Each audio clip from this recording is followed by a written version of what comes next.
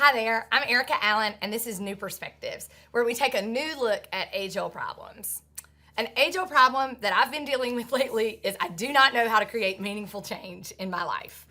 I was watching the Olympics, and Simone Biles, the best gymnast in the entire world, has an interesting landing in the vault exercise, and then we see her leave the floor with her trainer, and she doesn't come back to participate in the rest of the gymnastics meet. And it has just got me thinking, why did she make that decision? What happened to get her to that point? And I feel like, after reading some articles, I read a USA Today article that said she took a break. She took a step back because of her mental health. Literally, that was the words quoted in USA Today. And I just felt like there was this seismic shift starting to happen in our world because of a change she made in her life to value some things more than other things. Maybe my mental health is more important than a gold medal. Maybe my ankles are more important than a gold medal for the rest of my life. I don't live my life like that. These little moments from day to day and these big moments from day to day, I'm not seeing a lot of change in my life. And so I want to know, how can I be more like Simone Biles? And in the heat of the moment, how do I make a decision that really acknowledges the changed person that I want to be in the world? Yeah, I think for me the seismic shift is that I literally haven't watched any of the Olympics. And I got that alert on my phone that Simone Biles had withdrawn, or I forget exactly how it was worded now. And I was like, oh, okay. But I literally haven't seen it a bit of the Olympics. I haven't watched any of it. I guess And you're a huge sports fan. Yeah, I'm a huge sports person.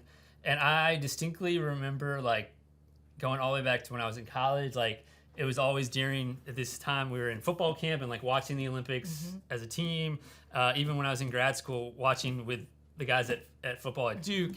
And then when we were married, in London, I think we even joined the Y and started swimming laps at the pool because Michael Phelps was tearing it up, and we wanted to be Michael Phelps. I wanted to have his arms. Yeah. And so at each of these points, and then there was in 2016, there was another worldwide in some ways scare of Zika, and I remember that being a big deal in Brazil. Yep. And then now we're 5 years later, and I literally haven't. I know I guess a few of the storylines, but it's I don't know what's going on. And so that's been a huge seismic shift, and it's made me wonder, do I not really like sports as much? Is it me, or is it really you? Right? Is it the Olympics, or is it me? COVID, I also don't, we don't really watch a lot of live TV anymore. Mm-mm. Is it that whole shift in my own life that's changed?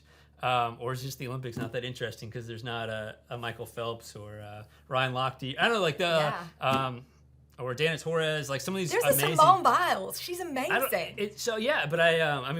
we already had what's I'm name's blanking now. Richardson, the track star. Yeah. That was she was supposed to be this new generation. Yeah. And there was that controversy, I guess, last month. Yeah. So we in and some then ways the COVID, every athlete we've pulled for has gotten COVID, and now it's thundering. And so there really, in some ways, it feels to me at least, but I haven't watched it. Other than maybe Simone Biles, there isn't a lot of star power to potentially. Mm-hmm. So there's been some changes that I don't quite know what to make of. But yeah, that's definitely a growing trend.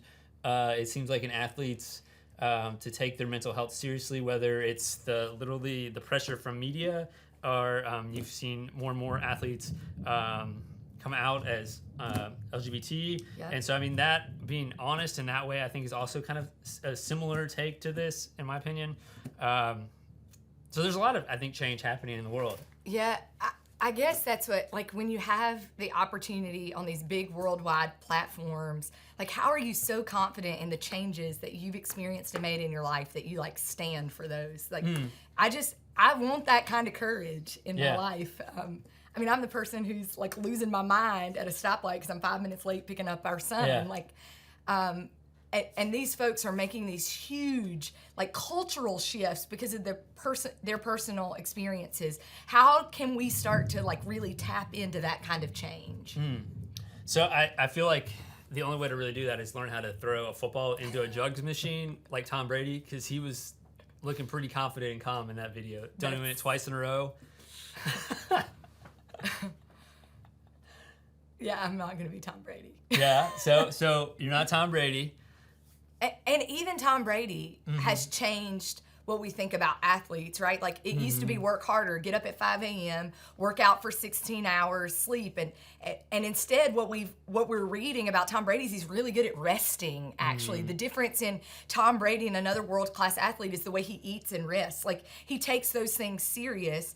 And yet those are the things, maybe that's what I should do if I want to change, is take rest and eating well serious. Because I think in our culture, there's something that says work harder, and that's how you get, that's how you experience change. Even in COVID, like let's work 15 hours a day instead of the 10 that we were working in the office before.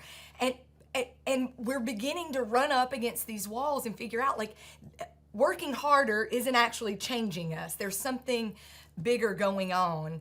And so how do we change if the old way of looking at things no longer works? If working harder, putting in more hours, training more, like if that's not going to work, what does work? So I think for me, an old way of doing things is doing it by myself and doing it alone. And the other thing that I have heard coming out of the Olympics, I guess it was on like the Today Show or like Good Morning America, is they were talking about how a lot of these athletes weren't able to celebrate with their parents and friends like they normally do because of the restrictions and travel and things of that nature. Yeah. And so one of the things they were looking forward to the most, I forget which like gold medalist they were talking to, and that was what she was going to do the first, like she looked forward to hugging her parents when she got back. That makes me want to cry. And I think that pressure of not only are they on that world stage, but they're also trying to do it alone in some ways. Without the support systems. Yeah, and they were even talking about the Olympic, the beach volleyball team. That was wild to see the stands empty for those beach volleyball things when they're usually like wild. Like that's one of the most exciting things to see at the Olympics is the beach volleyball, and the stands are empty. Yeah, he was on a flight with someone. He was sat behind another person on the volleyball team that ended up testing positive for COVID, and so since he was behind him on the flight over, he had to spend so much in quarantine, and so he was literally stuck in his hotel room. And that he was just sharing about how that was a very trying time, especially at a world-class athlete, and now you're only getting like room service and you can't leave your room. And he I guess had like a case of water that he was like, putting on his back and doing like push-ups and things to like have something to do during the day to work out. Wow. So everything, the circumstances in their lives has also caused this, like these major shifts. Yeah. So these athletes, world-class athletes, aren't even getting like the structure or routine or comfort of their normal lives. And yet we've seen in the last 18 months athletes take these really big stands for change that's so much deeper than winning a game or getting a gold medal. There's some deeper seismic shift in our culture that's happening, this sort of societal change. Like, let's pay attention to Black Lives Matter. Let's actually care about the inclusion of all people. Let's actually like pay attention and make changes that are positive for our mental and emotional health. Those are like, I guess it's not bad changes. And I guess the way we got there is by taking some of those extra comforts off and really digging down to who we really are. Where Simone Biles gets her identity is probably not just the gold medal that she might win at an Olympic event. She's getting her identity from something deeper and more meaningful than that. And I think those of us who maybe work more normal jobs, because I don't have any other way to say it, but like my identity isn't just wrapped up in being a pastor and how many people come to worship on Sunday or how many people serve in our community on Monday, But my identity, there's something deeper about that because COVID even changed that. Our entire volunteer and service opportunities completely changed in the midst of COVID because we had to restrict personal interaction. Worship didn't happen for months like it normally had. We completely changed the way we did it. And so there is this sense in this season to which we're being sort of stripped away of those things that brought us comfort or peace or identity. And we're having to really dig deep and find those things that we're connected to. And maybe that's where the change happens. It's like literally we've kind of been pushed into this moment of change as just for lack of any other sort of symbol to represent this, the onion layers are peeled off and we're getting to like who we really are. And maybe that's why I'm crying, because as you get closer to the center of the onion, the more you cry. and I think that's when you peel it away, you're giving up part of who you are. Not like who you are, but like some of those things you want to hold on to. Yeah. What are you trying to protect? And so I think that's one of the reasons not in these forced situations we have to do it alone, but like I find myself like pushing through, trying to do it by myself, not asking for help. Like I can do this like just this mentality that and then I stay up for 15 like I just won't sleep. I'll go to sleep at 2 a.m. and get back up with our kids at 5 a.m. and I'll make it on 3 hours of sleep. And that's not how Tom Brady's winning Super Bowl championships. Yeah. Like he's getting lots of sleep at night and eating good food. And so when I give it up, it's saying, I can't have control over this. Yeah. And it's recognizing in that moment then that I'm part of something bigger, that it's not all up to me. Mm-hmm. And so I feel like there's freedom in that, and it's almost counterintuitive because it feels so scary and like I'm going to be exposed. Yeah. But I think being honest and having that humility to say, I can't do this or I don't know how to do this, recognizes it in their strength. I know it sounds strange, but it's true. Yeah. This sense to which vulnerability, being vulnerable with one another really does take strength. It's no longer about pretending like you have it all together. It's not holding your onion together, but letting those outside layers just sort of come off and be honest and real with who you are and what you have to offer to the world. There really is this sense to which there's strength. There's great strength in letting go of some of those things and just being who it is God's created you to be.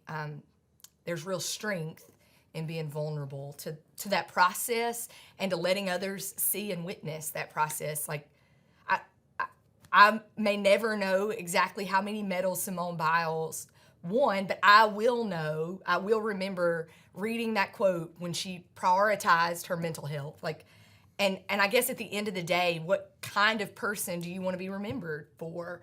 And I think if we can get really serious about that question, the change will start to come into play. Like last year, she didn't get to go to the 2020 Olympics. We don't know. Did she sit down in her journal and say, that was taken away from me, but this is who I want to be remembered as. This is what I want the world to remember me as. And in the moment when she had to make that decision, she made a decision that honored who she had decided she wanted to be on a world stage.